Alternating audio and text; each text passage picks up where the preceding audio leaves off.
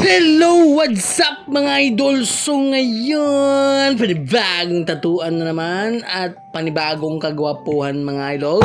So ngayon, nagtatanggal tayo ng stencil dyan kasi nga nakapag-stencil na tayo, hindi ko napakita mga idol. So shout out nga pala sa ating client na muling nagbabalik na very VIP mga idol, si Boss Idol Dax. So yun, no, siya yung ating ginawa ng full sleeve na yung tawag doon, yung Eagles and Tigers. So yan, makikita niya mamaya, si Boss Idol Dax. Syempre yung gagawin namin is pang third session para sa aming full sleeve project wrap around. So third session namin to mga idol. So yung design na pinili niya mga idol is mga idol, compass with kadena, tapos with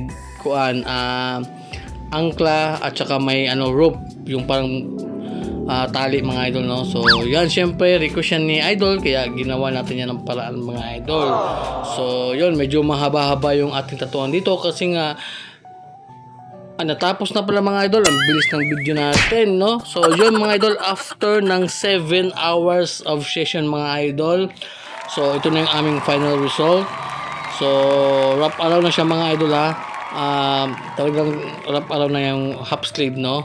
So, tapos yung kulang namin dito mga idol is yung sa sa inner bicep. So yun, napaka-astig mga idol. So napakaganda mga idol.